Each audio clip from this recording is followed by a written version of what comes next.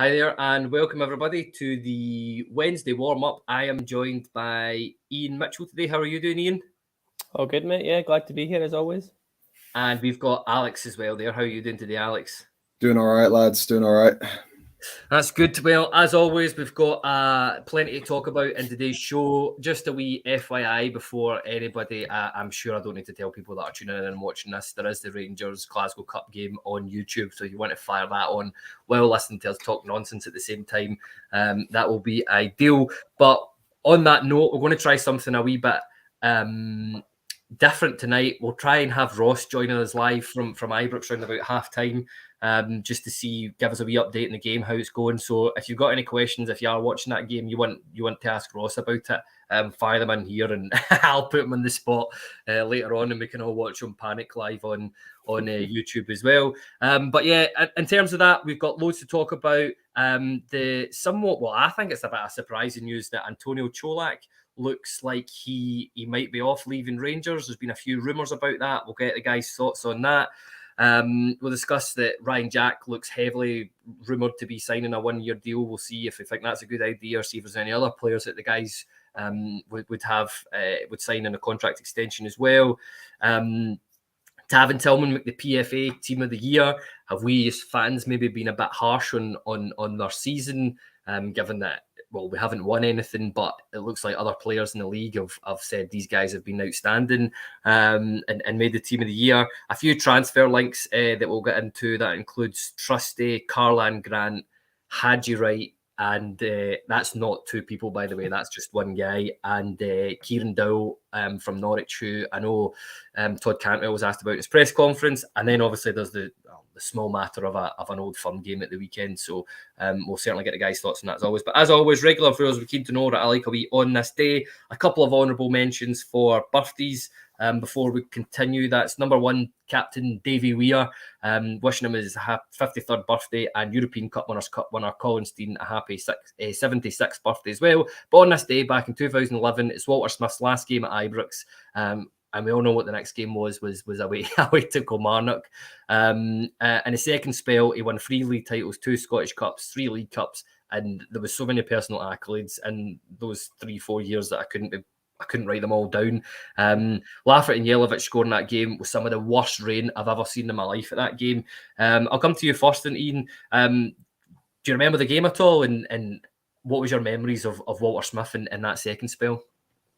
I remember just the emotion of it all. Just it didn't seem real at the time, like he was leaving. Also, we knew for a while, I think he was going, but just that realisation setting in that, oh God, Walter's not going to be the man in charge anymore. The game itself, as you say, was almost a washout given the weather. But yeah, it's just, I remember the scenes at the end. He went round. I'm sure his kids and his grandkids all came on the pitch as well with him. He was walking about with them in his arms. Just pretty emotional stuff. But he's a special man. Obviously, I think everyone in the comments, everyone here loves him and misses him dearly. So a great guy. Yeah, well said. Alex, I'm sure you're in the sort of same boat as us, is that I can't really remember his first spell at Rangers that well, but I mean, when you talk, it's crazy when you look at it in context that his second spell, and he won three leagues in a row. I said 2 Scottish Cups and 3 League Cups. I mean, there's not enough superlatives you can use about Walter Smith, but what does the great man mean to yourself? Yeah, I think especially considering the resources at the time, especially that second spell, if you look at some of the players we had floating around, like some of the names, Mervan Celik, legends of the game. Aaron Niguez, like the fact he accomplished so much with so little in his second spell is just ridiculous. I think he's in general, he's probably the best or one of the best defensive organisers British football's ever created.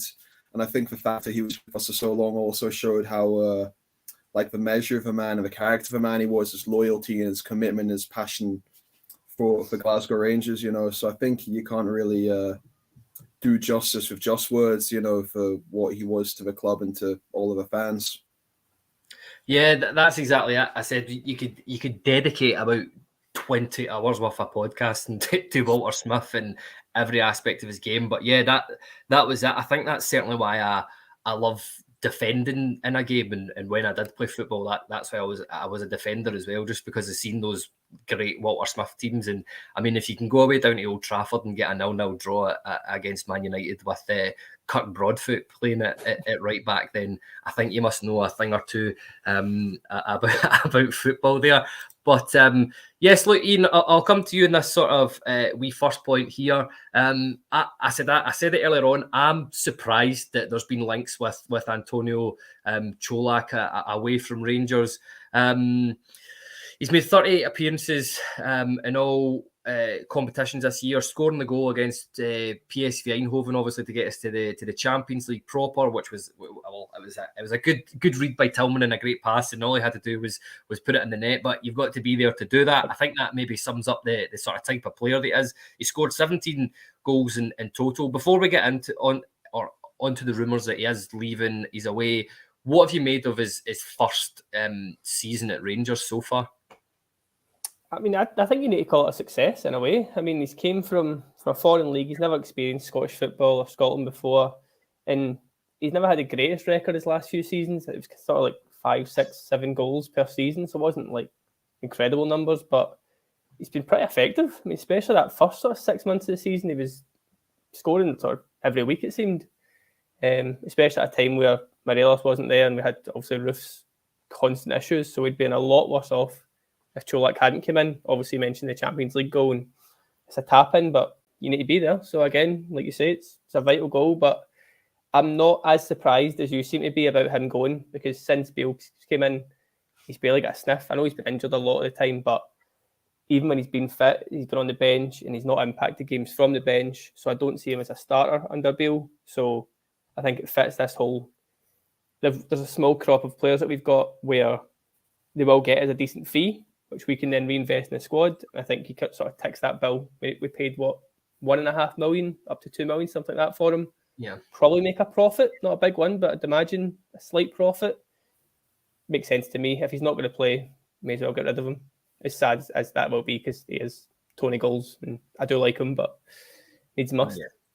Yeah, one of the most handsome men ever to grace a football pitch in Scotland going as well. And that's one of the greatest football nicknames, even just purely for the fact that it winds up Ross every single time it's said. Alex O'Farrell here says, Colak was what kept us in the running at the start of the season. Hope he stays. He did. He fit really, really well into that Van Bronckhorst system, which it pains me to say. That's certainly been a criticism that's been levelled at him. You know, that he doesn't fit in with this Beale time, and that's why, you know, with injuries and stuff like that, that's why he has faced a lot less game time under Michael Beale. How have you rated his first season so far at Rangers? I'd struggle to rate it too highly. I think, you know, obviously, you know, he scored a lot of goals. He had a rich reign of form at the beginning of the season, but you have to think, especially against the teams we're playing in the league, any striker would probably score a few goals for us, you know.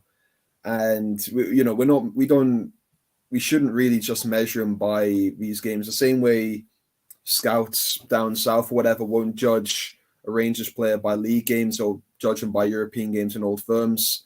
He's struggled to kind of affect the really big games, you know, the group stage in the Champions League. The whole team was terrible, but you know what I mean. Old Firms, he's not really, you know, made his mark on any of them.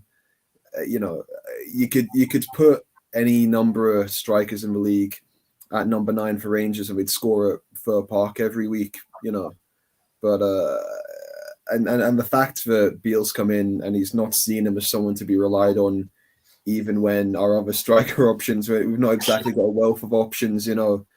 It definitely seems like it's probably the end for his Rangers career just as soon as it started. But I won't lose too much sleep over it, I don't think.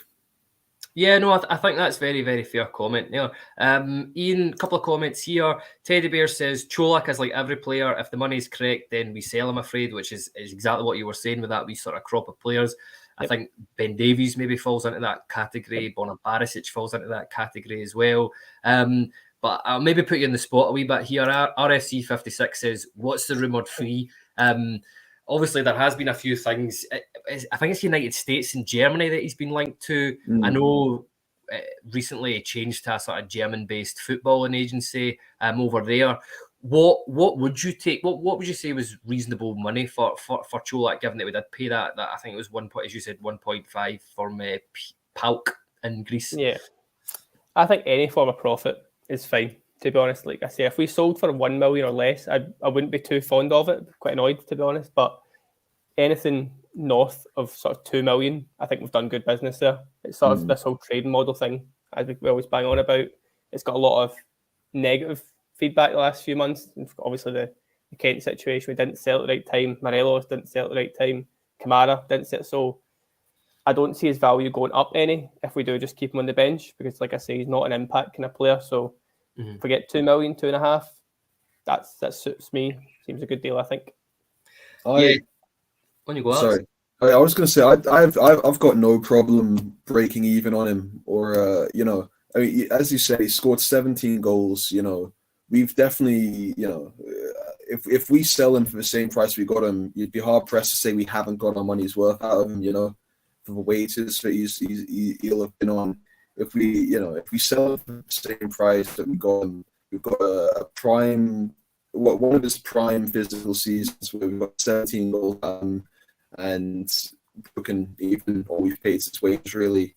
I've got no problems with that whatsoever. Yeah, I'll stick with you, Alex. Like, do you think it's a bit of a risk, though, selling him, given that, I mean, if he goes, I mean, Beale's confirmed that Morelos is off skating this summer.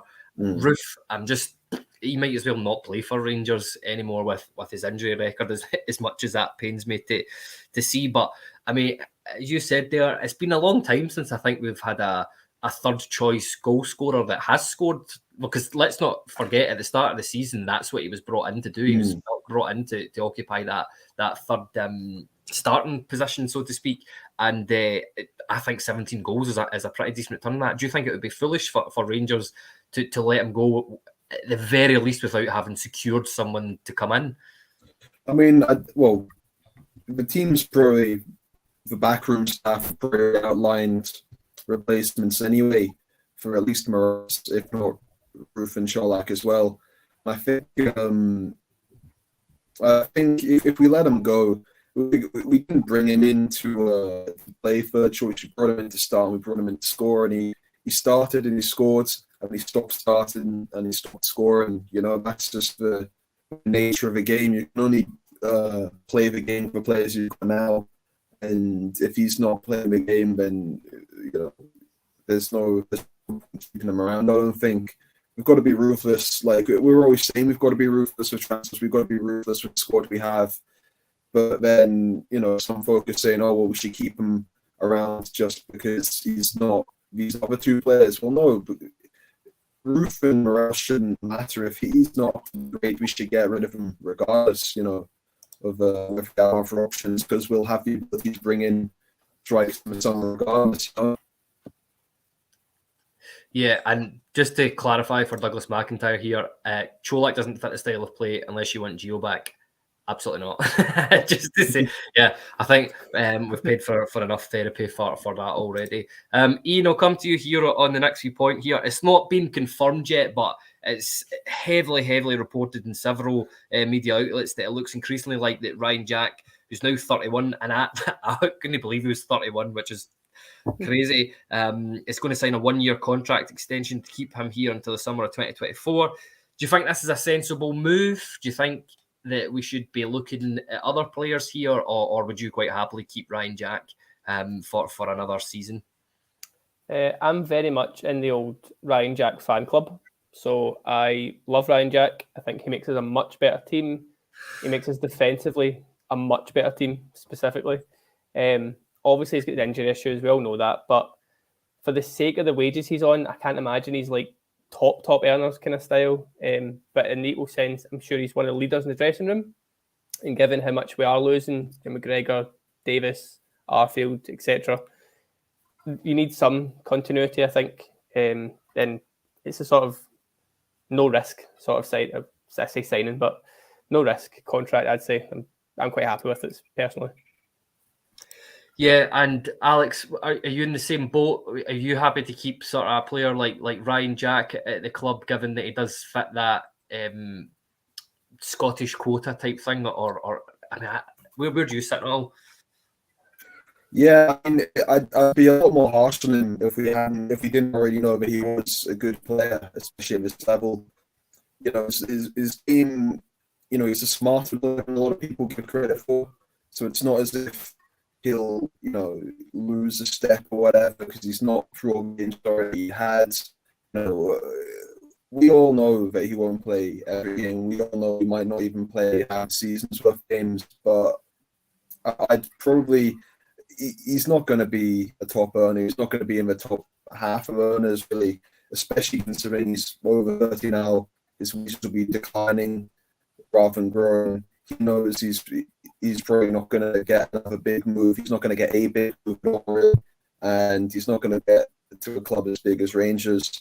He'll want to stay. I think they'll want to keep him, and I can see him staying definitely because his role is important no matter what in terms of character and like on the pitch as well. A few games he plays, he's a value add to midfield, and I think we need more of those. You know, we need some form of continuity. If we're getting rid of Kamara and Lundstrom and whatever, and everyone says we need some form of continuity in the team.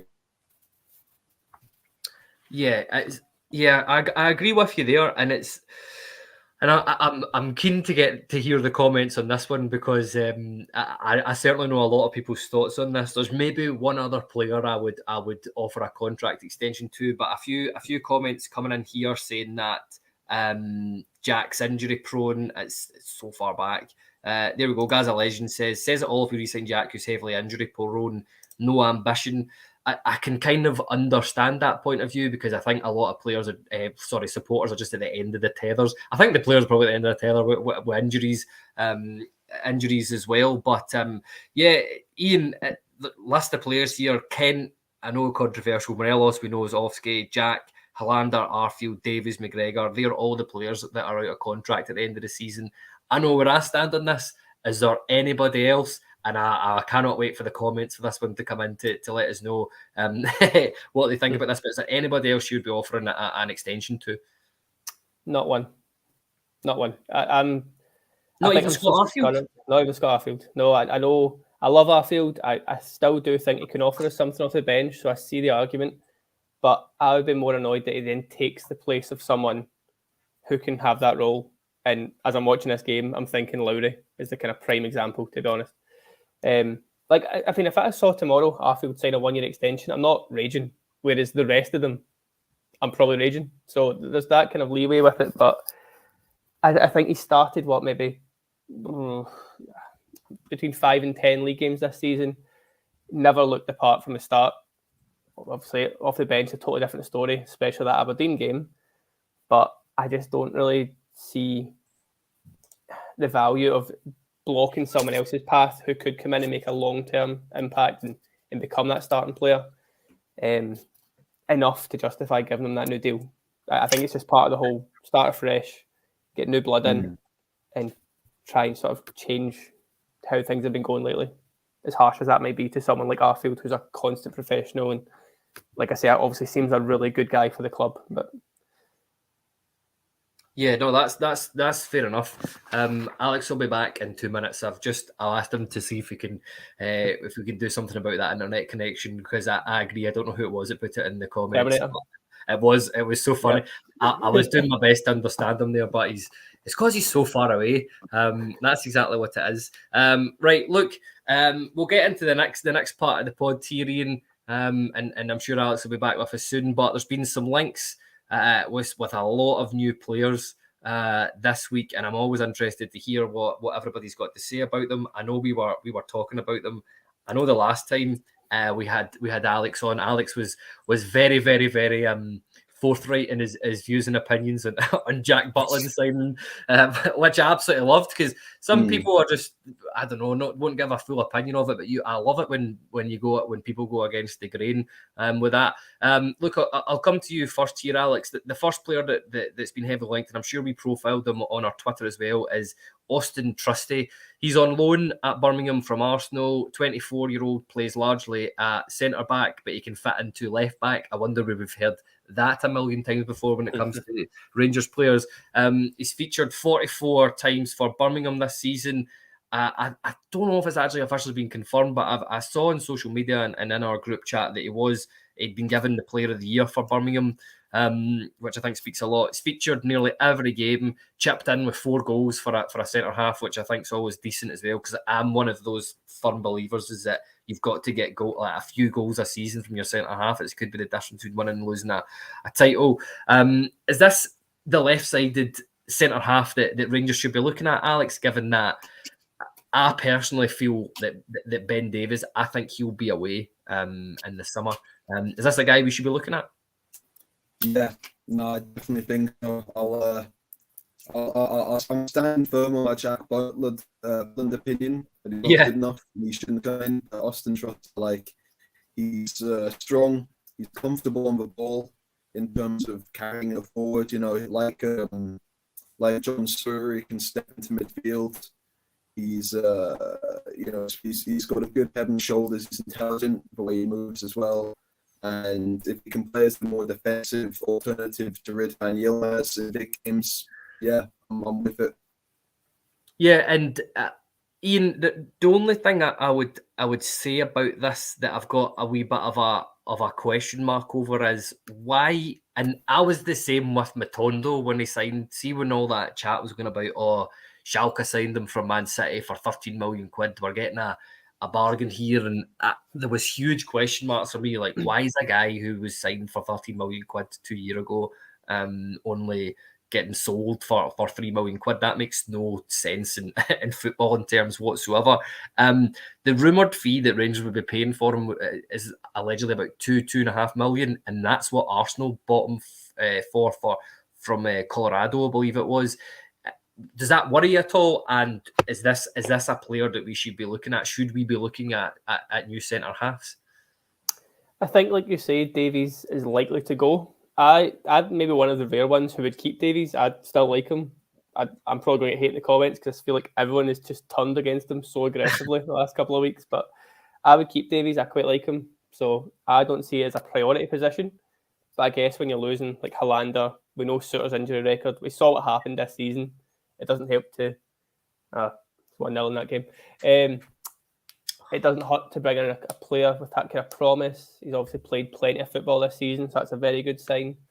And I don't have a worry about the fee thing, because just because a player doesn't make it at Arsenal, I mean, you get what was it, player, either young player, you get Player of the Year at Birmingham. So I'd say the Championship's a much higher standard than he would be playing up here week in, week out. So for the sort of nominal fee, it sounds like it's going to be. I'm quite keen on it. I've seen one YouTube compilation of him, and I liked it. So yeah, count me in for him. Yeah, that's fair enough. It'll be an interesting one. Guys can let us know in the comments there what you think of a player like him signing there. Teddy Bear says, I don't mind Davies as long as he's playing with Goldson, though. I think that's fair enough. Fair. I think he does look a lot better with Goldson. But I think find me a Rangers centre half, and I'll include well, maybe not a centre half if you're saying Sands, King, Davies.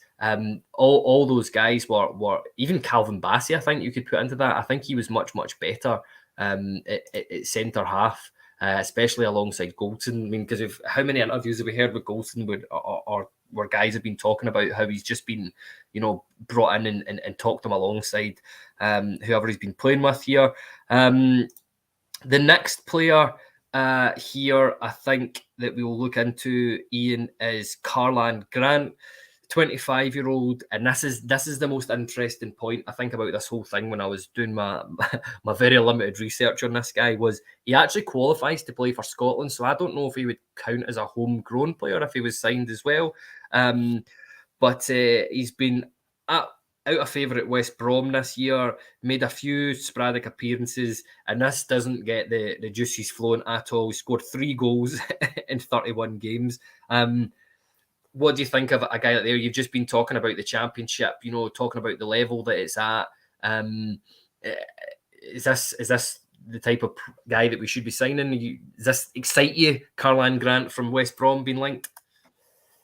I don't know if excites me is the right word, but I do think it could be a very good signing. Was it 15 million or something West Brom paid for him like a couple of seasons ago? So he's no mug. He's certainly got ability. He's got a bit about him. I was surprised he was 25, but I feel like I've heard about him for years, so I thought he was near the 30s, so that's another positive. It's sort of matching that profile that Beale seems to want to go for. I mean, Cantwell's a year of difference. Raskin, I think, would be a year younger as well, so it fits in with what I think he's trying to do. I don't think he counts for the homegrown thing purely from like football manager knowledge. I think he has to be literally in Scotland for those sort of pre-20 years, so hopefully I'm wrong, it might be, but I think he has to be here physically to count, but okay, it might get in some kind of loophole, maybe Europe or something, who knows. Yeah. But I think if we speak about Colak leaving, Morelos leaving, Roof, we do need maybe 2 or 3 up front, so I wouldn't expect Grant to be coming in as like the main man, and if we're getting maybe a cut deal or some kind of like loan to buy or something like that. He's got a decent scoring record. Obviously, you mentioned 3 goals this season. It's not great, but Cantwell had a tough time down there this season and hadn't scored any, so it's a very different standard, and I think he could come up and do quite well. So I feel like I'm saying this for everybody, but again, I'd be all for it. Yeah, that again, fair comment. Alex, good to have you back again. We're talking about Karlan Grant there, the West Brom striker, scored 3 goals in 31 games. And I know that's a really difficult stat to judge it on, but he is a striker, so it's the one that counts, I suppose. Would you be excited about a guy with a record like that signing for Rangers? Ian's just said there that he certainly thinks that if he was to come in, he wouldn't be, there'd be other strikers coming in. I think that goes without saying. But where do you stand in signing a guy like Karlan Grant from West Brom? Struggle to support that. I mean, I trust the you hear me right, we're all breaking up again. Yeah, it's okay. That's fine. I said if you got a laptop or whatever, or a phone, whatever, maybe just switch to that and we'll try one last time. If not, Ian and I will hold the fort down in the meantime. All right. We'll see you on the other side, Alex. All right. Right, Ian, I'll stick with you for this question. We sort of touched a wee bit on it earlier on, and it was something that JB said last week, and I'm quite keen to explore this idea. But where do you? It's more about the profile of players that we're signing, and I think Grant sort of sits in that profile. Players that are English, out of favour at their current clubs. We could get them in a bit of a cut deal, bring them in, build their value up, and then sell them on. Is that the sort of model that you think that Rangers should be looking at, and is this the markets that they should be looking at? I think it makes perfect sense. Yeah, I think JB's, it might not have been his question directly, but somebody in the group chat asked about, in a year's time, if Cantwell keeps up the sort of positive form that he's been showing, and you got a 15, 16 million pound bid, should you let him go? We should. Any kind of money like that for any player, we should just let them go. The markets we're working in, you kind of need to buy cheap, try and get them back on track, and then sell on. And obviously these guys being English, they're always going to be wanted down south. They have that little English premium thing that every English footballer has, and they help meet Premiership rules, European rules, etc., etc. So if Karlan Grant comes in for 2 million, has a good season and a half, good couple of seasons, and we sell for 7, 8, 9 million, job done, gets us good profit. We then reinvest, go again. That's the model we need to keep trying to enforce and get in the rhythm of, because we can't have the Kent, Morelos, Kamara sort of situations happen every season. It's just not sustainable for a club like ours. Yeah, Robert Carmichael here says, in terms of Karlan Grant, he said he would rather have Nisbet, to be honest. I'm absolutely not convinced that's not Ross's burner account doing that one, because we know how often we hear the Nisbet chat and this is Ibrox. Ibrox group chat. Alex, good to have you back. That looks a lot better. So fantastic. So we'll stick with that. The last player, Alex, that I'd quite like to talk about, and I know you were keen. You posted a few clips of him into This Is Ibrox group chat, or the now infamous WhatsApp chat today, and that is Haji Wright. Initially, when this was talked about, I actually thought, I think it was Jock first posted it in our group. I thought that Haji and Wright had both been linked to moves with Turkey. Yanis Haji, I can kind of understand, but Scott Wright, I was like, must be the same agent Chris Boyd and Kenny Miller and Alan McGregor had at some point. But he's a USA international. I think he's got 7 or 8 caps. Plays for Atlanta Sport in Turkey. 25-year-old can, it says in his profile, can play in either wing, centre forward. Looks absolutely tall in terms of, he's humongous in terms of he's really, really tall. But Alex, what do you think about a guy like that? He scored made 25 appearances and scored 15 goals. What do you think about a guy like that playing for Rangers? Do you think he would suit Beale's style, his system? I like him. I think as well it's important to note that he got a similar return last season as well. So this isn't like a one-season wonder. We're getting, he went to the World Cup with the United States, scored against the Netherlands in the round of 16. He's playing at a decent level in Turkey. He's earning plaudits. I think he's definitely someone to watch. Yeah, I definitely would take him, especially not just for his versatility, but the fact he can lead a line at a high level and it's been proven. Yeah. Yeah, and the other thing as well that I think is quite interesting about this was it was on social media, so I can't remember, was it yourself that they might have posted this, Alex, as well into the group chat, but it was rumoured that, and it's Turkish speculation, so make of that what you will, but it was rumoured that Rangers have already put a £7 million bid in for him, and that they're actually looking for closer to about £10 million. Yeah, I think your face says it all. Do you think that's about the right valuation for a player like that, or what's your thoughts on how much he's alleged to cost us? And that's for you, Alex. Yeah, I wouldn't. Me, Ian. Sorry. Yeah, no, I wouldn't have valued him at half that. Maybe. I think Turkey was his entry point into Europe, if remember correctly. So I think it's definitely definitely that's an inflated figure. That's definitely a journalist looking for clicks. I don't maybe 7 million lira. That's about 500 grand or something. So yeah, I don't know about that. It's definitely more what I'd be willing to pay for him. But I don't know. We'll see. He's double digits 2 years running in a European league. I don't know. Stranger things have happened. Yeah, I'll ask you something maybe a bit different, but still in relation to the £7 million. Genuinely, can you see Rangers splashing out on that this season on a striker like that, or just any player in general? My opinion is that if we are going to spend that amount of money, it has to go towards a forward. Yeah, no, I'd agree with that, definitely. But I don't see us spending 7 million. But the only thing I'd caveat that with is that I could have seen us spending sort of 4 or 5 on Tillman.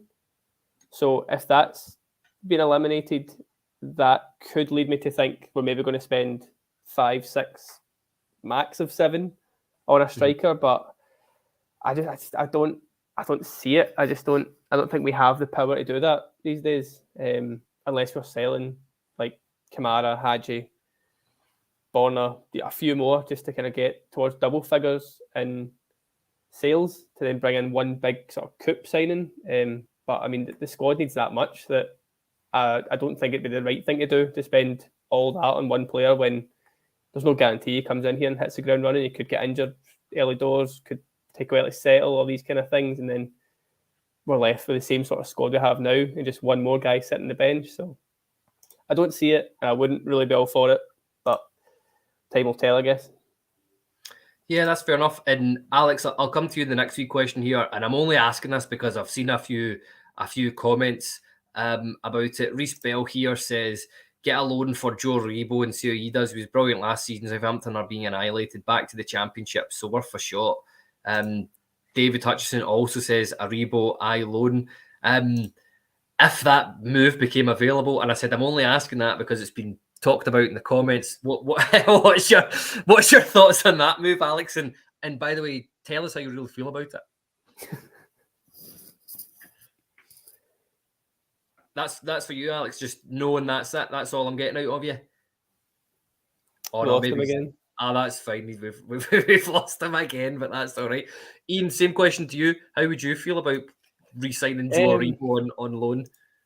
I'm not even saying this for the purpose of having a pod where two people disagree, but I'd be all for Aribo coming back. Oh. I don't get the hate. I mean, he left with no sort of negative side to it in terms of he's going to try and challenge himself at his top league. No one sort of had any hate of him going. He was available every single week. He played up front. He played right wing, centre mid, left back. He covered a lot of positions for us. Didn't let us down too much performance-wise, albeit his numbers could have been a lot higher. I think we all know that. But if it was a sort of loan, I mean, we're not going to spend the 7 million, obviously, we sold him for. So, either a cut price fee to get him back, a loan. He's still probably to hit his prime age-wise. I mean, he's what, 26-ish? He's not like past it or anything like that. I wish Alex was here to tell me I'm wrong, but I'd take him. Absolutely, yeah. Why not? Yeah, I think so. It's certainly. Are you on board with it? Would you want him back? So listen, I was just about to bring this comment up from Douglas McIntyre. Aribo, yes, getting back with your ex always works. That's maybe the way I feel about it. I don't know. I mean, if we brought Aribo back, would that get Glenn Kamara happy maybe or something like that? But we maybe see a bit of a performance at Glenn Kamara and get the old band back together and see what Bassey's doing and see if we can get Bassey on loan from Ajax as well. I just think I can sort of see the merits in having the discussion about it, but I can't see it happening. I mean, if you're looking at a guy like Joe Aribo, I mean, if I'm in his position, I don't think, and this is where my Rangers supporters hat off, I'm looking at it from a professional footballer who has no ties to football clubs type thing. I'd be looking at a move to the Championship, because I think, and down there, if you went back to Rangers, a lot of people would see that as regression. But I think, I don't know, is the honest answer to it.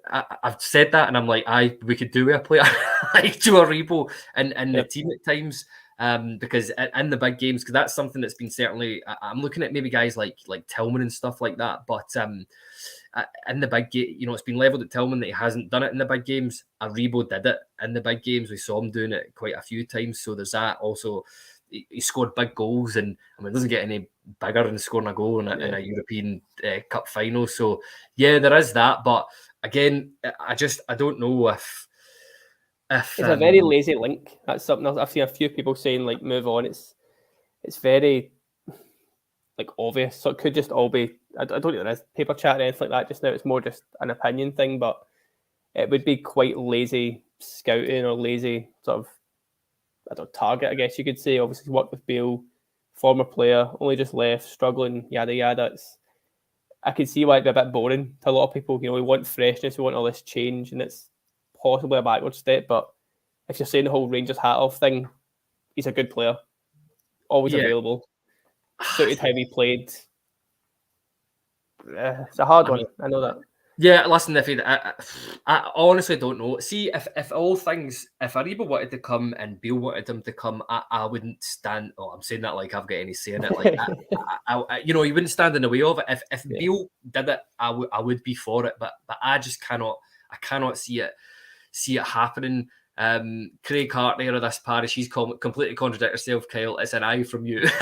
So listen, I do it sometimes. I've been doing it with Tillman all season. I've been like, yep, we need to sign this guy. And then currently we don't need to sign this guy. Then I saw the PFA thing and I'm like, oh, maybe we do need to sign this guy. But again, it depends what he wants. And look, there's one last player I want to come on and talk about here, Ian, and that is Kieran Dow. the reason I'm talking about, I know we talked about him a wee bit last week, but Todd Cantwell talk about on that press conference. It was brilliant to be here and hear it straight from the horse's mouth. He really seemed excited and keen. Obviously, didn't give anything away in terms of, if he was signing or anything like that. But I just thought it was very interesting. He was asked the question about Kieran Dowell, but I thought it was very interesting the way he answered that. Is this a guy that it fits into that model that we talked about before? Maybe he's slightly different in terms of he's not out of favour, he's out of contract. What was your thoughts on a guy signing like Kieran Dowell if he does indeed sign for Rangers? It's not the sexiest signing that's going to sort of excite people, I don't think. I mean, Cantwell came with all this reputation. He had so much potential a few years ago, and obviously we're trying to rekindle that, whereas Dowell, he's not so much a household name. I don't think many people up here would have seen him play too often. But from sort of, again, watching YouTube clips and seeing a bit about him, he seems like quite a tidy player. Got that left foot that, again, people talk about like a cultured left foot and stuff like that. He seems to have a good pass on him, good shot on him. I think he would suit us in the same way that, I'm not going to sit and talk about Celtic players too much, but Matt O'Reilly kind of plays for Celtic, try to kind of carve open teams, getting plenty of assists. That's the kind of player I see him being like, and it's a player that we could do with, because our midfield's just not got any sort of creativity about it at times. So all for it in that sense, but I've seen a few comments already. He does seem quite injury prone. Yeah. I think if you look at like flash score and live score the last 20, 30 games, it's just like injured. So there's a big risk, it looks like, taking him on. But if it's out of contract, there's no fee, so obviously that balances out a little bit. And I don't think Cantwell talks about him unless it's pretty close or has happened anyway. So I think it's one that, whether we want it or not, pretty sure that one's there or thereabouts at this point. Yeah, there's a few things. RSC72 here, he says Dowell is out right now with a cruciate. Robert Carmichael said it really was a glowing reference from Cantwell. I know JB on last week's pod, again, he having sort of Everton connections. I know he's said that he looks like a decent player from what people have heard round about him. The thing that he's got going for him above everything else, apart from being injury prone, is that he's out of contract. It's as simple as that. Callum C here says he's the first name in the injury list as well, but yeah, hey ho, we'll see. It could be more exciting to be linked with other players, but hey ho, Kieran Dowell, a guy I think I'll happily welcome at Rangers given his profile. But yeah, we'll see how that pans out over the next few weeks. But it looks like he will be signing for Rangers. Iain, the sort of next question here, and again, this might be bombing the comments, but I'm always keen to see exactly what people think and get their opinions on it. But it's to do with Tav and Tillman. They made the PFA Team of the Year. I was genuinely a bit surprised to see Tav in there. I don't know if that's us as Rangers supporters just having a really, really high bar. But again, I think he's in double figures for goals and double figures for assists again for a right back, which any season out of context is absolutely phenomenal. Malik Tillman, I'm maybe not as surprised to see him in there, given some of the goals that he scored, some of the sort of flicks, tricks and stuff like that he's done, and that always tends to sort of impress opposition players that are voting for you. But have we maybe been a bit too harsh on both these players this season? And I'd like to get people's comments or thoughts in the comments on Tav specifically. Has he had a better season than what we think, or where do you stand on what I've just said there? Something I'll say about Tav is that if we'd sold Tav last summer and bought in a replacement who had the numbers that Tav has, I don't think anyone would question this. I think, like you said, double digits assists, double digit goals, some big moments. The Celtic game we obviously lost, but he was incredible that game. It's just maybe not been at the same standard as the last few seasons, or the team around him at least hasn't been at that same standard. But I think he's still done pretty well this season, all things considered. I mean, he's going to walk away with another trophy, so immediately people will call him a failure, call him a loser, all this kind of stuff will come in here. But this is voted for by the players, so it shows a lot. Again, you touched on Tillman already, but just because he's not hit the heights that we maybe think he can, same goes for Tav. He's still a wonderful player.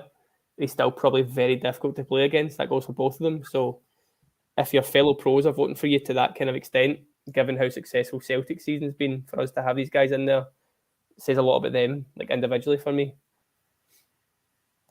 Yeah, I said if it is Callum Beattie in there, hi to you, Callum. But he says Tav should be tried at right back, in my opinion. There's a few other opinions in here. Curry Muncher as all telling us what he thinks. If I ever took a dead ball, I'd be in double figures. He's been shit all 4 games, Max. Should not be captain. Never mind the squad. I know we talked about there a bit, eh? Yeah. Callum C here says Tav scores 100, but he's cost 200. And Robert Carmichael here says Tav is the best right back in the country by a mile. I'm a Tav fanboy, but he's dragged through games of his goals. Deserves far more credit than he gets at times. So there we go. Craig Hart with the silence emoji. I think we all know why he's doing that there. But yeah, I don't know. I'm of the opinion that it's fantastic to see a guy like Tav getting recognition, but I think he has overall had a poor season. And not being to his best. It's one of these things. Again, we've talked about it. We could dedicate a whole hour talking about Tav as well. Right. So this is a point in the podcast where I was supposed to be nicely brought on to the B team game. Yeah, I know. I've been watching bits and bobs of it, and I've seen the scoreline, which is far from ideal, given that I think that was the scoreline at full time the last time the B team squad was at Ibrox. But yeah, there's a few players here I want to talk about, and like one in specific, the Alec Lowry. I was a bit shocked to see him starting for the B team, given that he's been in and around the first team squad. He was on the bench for the weekend. Alec, what has happened to a guy like Alex Lowry this season, Ian? Where do you stand at all? Where do you stand at all? It's difficult because he had a very difficult moment. Of course, he lost a family member, so you don't know how much that affected him. And before that, he got that challenge at Dumbarton, which was still a shocker. That tackle's ridiculous. So he's had a tough season, sort of on and off the pitch. But it sort of goes back to the whole thing I said earlier about not keeping Arfield and a couple more guys like that. I want to see Lowry getting those minutes on the pitch for the first team. A wee consistent run. I mean, there's no better time than these upcoming games to see what he can do and see if he can fulfill this potential that we've heard about for a couple of years now. It's going to get to the stage where it's sort of time's ran out for him, which I don't think any of us want to see. We all want to see Scottish boys coming through, getting game time and becoming consistent first team players. It's better for us. It's better long term because they're going to hopefully fetch us millions of pounds down the line. But you start to wonder at this point, is it a bit too late? Beale obviously had a few comments about him. Was that like a month or two ago? Saying like, would your teammates pick you, that kind of thing? Gio never really fancied him either at any point, albeit it was injured at times. But it gives you a bit of a worry of what happens in training because we see moments, even this game, I mean, we've not been watching sort of fully, but a couple of wee flicks around the corner, could have had an assist or two, scored a penalty, which is obviously good, but I just feel there's something star quality in there, but are we ever going to get to see it on the pitch? It kind of comes down to whether Lowry makes that manager have that decision or not. So it's a bit of a worry at this point, I think. Yeah, listen, let's get an opinion on it. Live from Ibrox, we can hear you in a wee bit of background noise here. Ross, can you hear us? Hi guys, how you doing? Can you hear me okay? Yeah, how are you doing? We've been watching bits and bobs of this game, 3-1 at half time. Give us your summary of the match so far. Well, it's an interesting one. I think Rangers started the game pretty brightly, to be honest with you. I think the first 20 minutes they looked like the better team, and we've seen a few missed chances, a couple from Robbie Ewer, one from Zach Lovelace, and yeah, like I said, I think it started well. I think it just sums up Rangers at the moment. Unfortunately, the whole club, there's defensive mistakes in there, and unfortunately we've been punished again. The first goal, Lewis McKinnon's looking to shield the ball out of the park. He doesn't do it well enough, in my opinion. Ball's taken off him, and Adam Brooks scores. I think we've seen again the second goal, another defensive mistake. Is a really good finish, to be fair, from the boy from the edge of the box. And the third one, Kelsey Ewan again caught in possession, and just are Rangers unable to recover? Of course, you see a goal from Alex Lowry from the penalty spot. Robbie Ure was brought down, but I think it just sums up Rangers right now at the moment, Kyle. To be honest, throughout the club, that these defensive mistakes are killing us in games, and that goes down to the B team. So yeah, it's been a bit of a strange half. That's the best way to put it, but. So there's plenty of time left in this game, and I'm sure the B team will be sitting in that dressing room feeling that they can bring this game back after that Alex Lowry penalty. Yeah, so RFC 56 comes in here. He says the B team are let down by the defence. I felt sort of similar about that, given that I was at the last game where the Old Firm B team took place at Ibrox. I thought defensively there was a few mistakes in there. I get these guys are young, but at that level you would expect them to do maybe a wee bit better. But ignoring the defence, talk to us about some of the guys. Has anybody impressed you? Has anybody stood out in the game so far? And I'm sure people are keen to hear about Alex Lowry in particular. I know there's been a couple of comments coming in saying that he was a bit wasteful that first half, but how has he been? Because I know there's been shouts for him to play from now until the end of the season. Yeah, I can see a few comments there about the comments about my dress sense here tonight. I would honestly, I'll tell you, it's pretty cold. I know that it's sunny, but the wind through the press gantry really gets to you. So I'm glad I'm wearing this jacket. But yeah, Alex Lowry, I think we definitely seen glimpses in the first half from Alex Lowry about his kind of technical ability. I think there was a few nice touches. I think he played a ball round the corner at one point to Zach Lovelace. He managed to get the ball back. He beat a few men in the edge of the box, broke into the box himself, and unfortunately the ball ricocheted and hit his arm, so there was a foul given. But yeah, but I mean, we're definitely seeing glimpses from Lowry. Again, he doesn't look match fit, unfortunately, so that's going to take him a wee bit of time. But yeah, we've definitely seen glimpses. Other than that, Bailey Rice, again, for such a young boy, looks really assured. He's done really well again. I know he performed really well last week for the under-18s, and he looks the part tonight. Really composed in possession. Another interesting one is Aaron Lyle in midfield. He's actually playing in a two in midfield tonight next to Bailey Rice, which is something I haven't seen before from the B team. Mm-hmm. So he's playing that role actually really well, next to Bailey Rice. Of course, the scoreline doesn't suggest that, but you would usually see Aaron Lyle one line forward. So there are some positive signs in there. I'd like to see a wee bit more from Robbie Ure and Zach Lovelace. I think we've seen certain times where Zach Lovelace has got the ball down and he's drove with it and he's made it difficult for defenders. But I'd like to see a wee bit more from Robbie Ure this half. There's a couple of chances he's missed, and yeah, it's a wee bit disappointing. So yeah, definitely need to see more from the forward line in the second half. Yeah, speaking of that forward line, you mentioned him a wee bit there, and maybe from a personal point of view, I'm always keen to hear about this guy because I think there's something in there with Zach Lovelace. How's he been so far? I've seen a couple of times he's had a difficult time of it, but I've seen him wrestling for the ball against a few of the opposition players a few times there, Ross. But how's he been this game? Yeah, I think what Zach Lovelace has for his age is he is very physical. He has a really good build for his age, and he definitely uses that effectively. It's quite common for him to break with the ball, but he allows defenders to kind of catch him in a way, to use his strength to kind of hold off and move forward with the ball. So we've seen that a few times. I think there's more to come from Zach Lovelace, and I think we've seen that last week in the under-18s game. He had a bit of an up and down game, and I would say the same tonight. I'm not going to pin the blame on him. It's not his fault that the team are 3-1 down, but I think there's more to come, and I'd like to see more in the second half from both of them. He's not alone.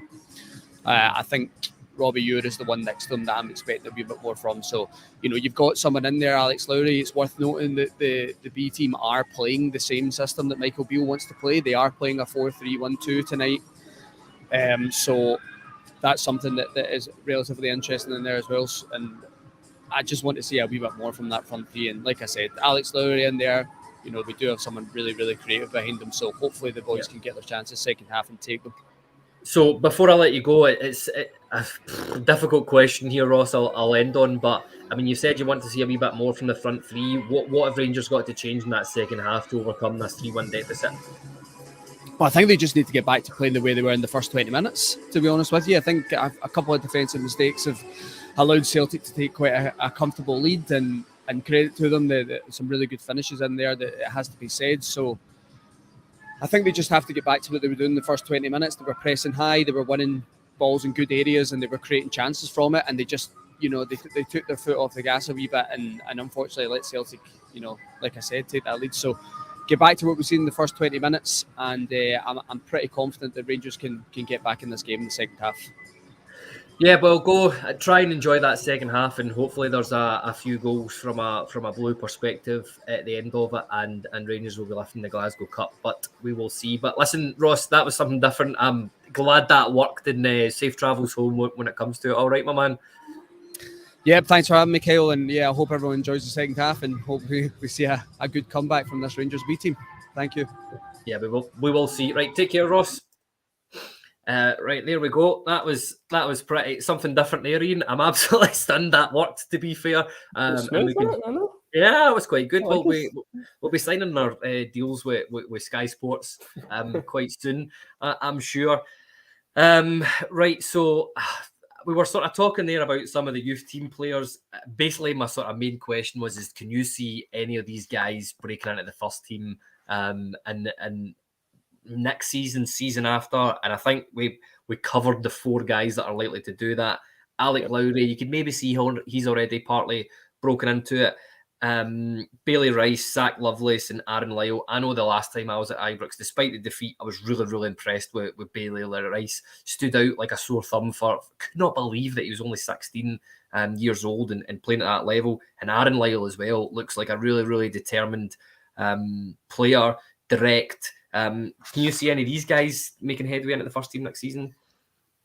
It's possible. I mean, it's possible. Bailey Rice in particular looks like he could.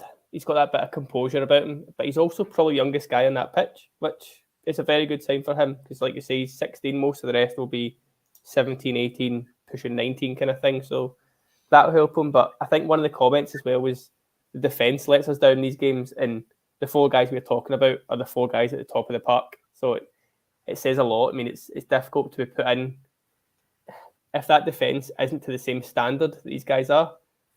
It doesn't help them at all at this point. I mean, we're not going to learn much from this game from Lowry. He could score a hat-trick. Wouldn't really do much for him because he's done that before, but it's just all about putting them in that first-team environment. Obviously, it's big pre-season for each and every one of them.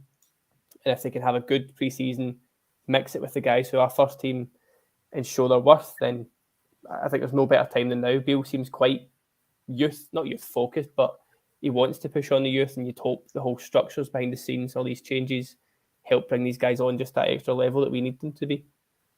Yeah, I agree with you. I think it's a difficult position to be in. I'm just not too sure I can see many of these guys in the first team. I think Bailey Rice will be in the next few years, but I've got a feeling he's got a bit of the Billy Gilmores about him, that he's a very, very good talent for his age.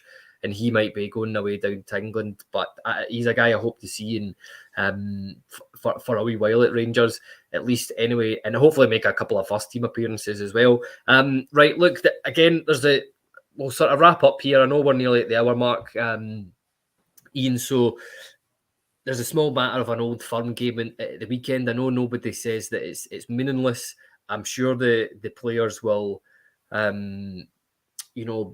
be up for it and wanting to prove something in the last game of the season. But what's your thoughts overall on this game? And I don't want to ask if it matters, because obviously every Old Firm game matters. But I mean, can you see us getting anything from this at all, or how do you feel about it? I'm one of the few people that think this game is very, very important. My reason behind that is that there's a crop of players here who we're probably going to play because we know they're going to be here next year. Same sort of 11 as last week. They've never had that victory over Celtic. I know it's a pointless victory. It would do very little, like league-wise or position-wise. Nothing like that's going to change, obviously. But for like guys like Cantwell, Raskin, a couple more, Yilmaz, they've never been on the pitch to beat Celtic. So just getting that little sort of stumbling block out the way, I think, can be massive. Give Beale his first win over Celtic. There's a lot of little small factors to this that, to me, make it a massive thing. Like, we've not won in 7 Old Firm games. I think that one was the one that won extra time. So if you're looking at like 90 minutes, we're talking 9 or 10 since that 1-0 Highlander game. So it's been a while, and we need to start turning this tide a little bit. And a win on Saturday for me starts that, gets these guys a win. I just want them to leave the pitch happy, not pissed off, not missing chances, not regretful.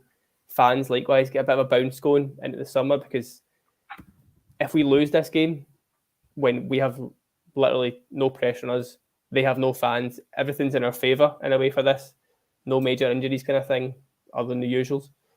If we go on to lose this game, that's just going into summer just in another negative mood, more comments about Beale, more negative feedback about this squad, and yeah, it's big for me. As much as people were trying to talk it down a little bit, it's still a big one.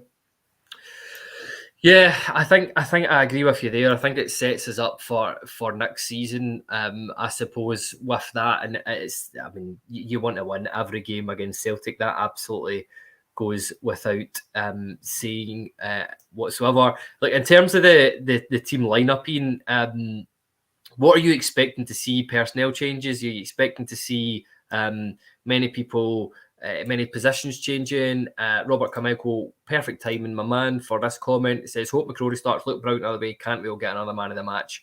Would you like to see McCrory starting against Celtic at the weekend?